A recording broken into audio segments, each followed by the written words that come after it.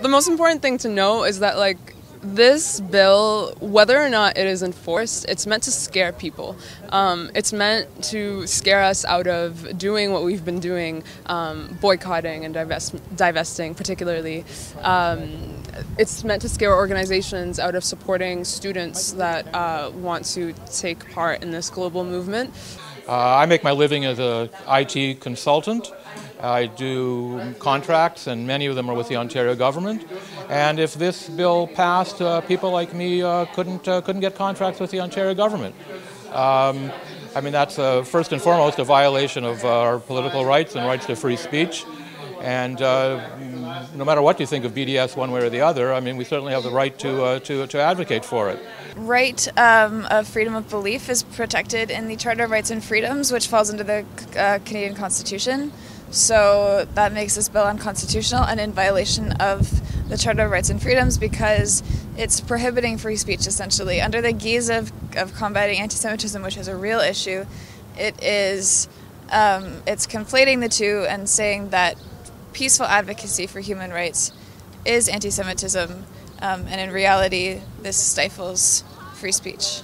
So we had a press conference earlier today that had community members present talking about some of our concerns with the legislation that has been proposed, and in a very similar strain or a very similar fashion that all of these conversations have happened in, we've seen a complete lack of regard from mainstream media outlets to come and to cover the other side of this conversation. The bill went through first reading without any debate, and I think that it is concerning, and it should prove to be concerning for everyone, not just people that are committed to this issue or committed to BDS or committed to Palestinian solidarity organizing, but that anyone who is interested in organizing and speaking out against human rights violations to know that we're having this conversation in essentially a blackout. The situation in Palestine is really, really dire. Gaza, one part of Palestine, is living pretty much under an open-air prison. They are blocked off from sea, from land, from the air by the Israeli military. Palestinians living in the West Bank have to pass through checkpoints and roadblocks every single day on their way to school, to buy their groceries.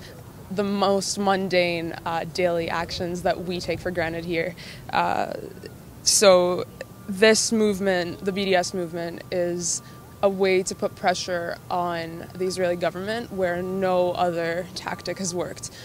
No governments have stepped up to what UN resolutions tell them to what international law tells them to abide by.